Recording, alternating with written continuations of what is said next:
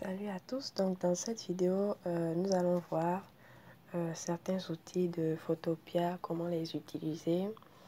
Donc on va déjà commencer par créer un nouveau fichier. Si vous l'avez déjà fait, c'est pas grave, c'est juste pour pratiquer encore. Donc je vais nommer ça affiche par exemple. Je mets la taille de 1080. 1080, ce sont les tailles des visuels carrés sur Instagram. Donc je mets la résolution à 300. Je choisis ici la transparence et je fais créer. Donc voilà le plan de travail. Donc pour zoomer sur le plan de travail avec mes deux doigts, je zoome là. Donc il y a, on peut le mettre en portrait comme ça, hein. Donc si on a la possibilité, c'est plus confortable de travailler ici. On a une meilleure visibilité et pour se déplacer, voilà, c'est comme ça. Donc moi je vais garder la rotation comme ça. Donc je regarde mon truc. Donc on va découvrir ici comment importer par exemple des images, des icônes sur notre plan de travail. Donc je fais ici, déjà je vais aller chercher, je profite pour vous montrer le site d'icônes. Donc c'est Flaticon, il faut juste taper ici, Flaticon comme ça. Et vous cliquez sur la première qui vous propose accéder à tout ceci. Ici, sur ce site, en fait, la recherche se fait en anglais. Donc, si vous avez Google Translate, vous cherchez par exemple, je ne sais pas, flèche, par exemple, une flèche qui va vers le bas. Vous allez taper dans Google Translate flèche et vous traduisez en anglais. Et vous pouvez obtenir directement ce que vous voulez. Mais ici, ce que je veux, c'est faire une étoile. Donc, c'est star. Et je valide. Donc l'étoile que je veux utiliser, je vais prendre celle-ci.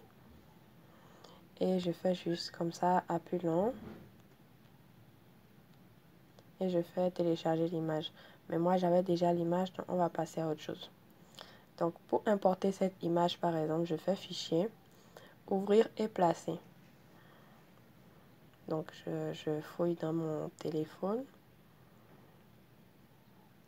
Donc je vais dans téléchargement. Chez moi ça va directement dans téléchargement, je ne sais pas pour vous.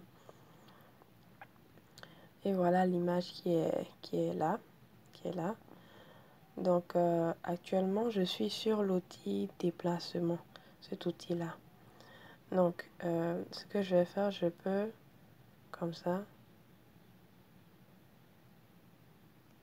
Non, là il est en train de me redimensionner ça. Donc si ça vous fait ça par exemple, vous venez juste ici par exemple et vous faites annuler. Donc c'est parce que j'avais activé ici cette option là, contrôle de transformation. Donc pour l'instant je vais désactiver, mais on va revenir dessus pour savoir de quoi il s'agit. Donc voilà, mon étoile est là et je peux en faire plusieurs, mais on verra ça après. Donc l'outil déplacement déjà me permet de déplacer mes éléments qui sont sur le plan de travail. Ensuite, il y a les options de l'outil qui sont ici, d'autres options, vous pouvez le voir. Ouais. Donc ces différents éléments, c'est l'inconvénient ça. Donc tous ces autres éléments vous permettent de faire d'autres choses. Donc par exemple ici, je vais cocher select et contrôle, contrôle de transformation.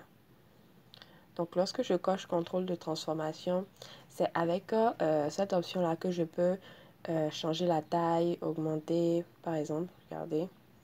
Je tire juste sur, je clique et je maintiens et je tire en fait comme sur mon écran. Donc là, je suis en train de redimensionner mon image, même si ce n'est pas joli comme ça, puisque ça ne garde pas les proportions. Donc je vais montrer comment faire un redimensionnement de qualité. Donc en bas ici, vous avez le clavier. Donc ce sont les touches que vous ne pouvez pas avoir sur votre téléphone. Donc il y a CTRL, ALT et SHIFT. Donc c'est des touches présentes sur un PC. Donc à la base, c'est plus les trucs comme Photoshop et autres, c'est plus pratique sur PC. Donc c'est une bonne chose qu'ils ont fait ici. Ils ont inventé des boutons pour remplacer les touches du clavier. Donc ici, si je clique sur Shift, c'est comme si je suis en train de maintenir Shift sur mon clavier. Donc je reviens sur mon image et vu que Shift est activé, il va conserver les proportions de l'image pour que ce soit de bonnes, comment je dis ça, un redimensionnement efficace. Vous voyez, ça ne se déforme pas. Ça augmente de taille sans se déformer, s'aplatir de façon bizarre. Donc si c'est fait, là comme ça, et ça me plaît, au lieu d'annuler cette fois-ci, on va juste valider ici. OK. Voilà. Donc si j'ai fini, je peux enlever la touche Shift là et déposer le clavier. Donc c'était tout pour cette vidéo d'abord.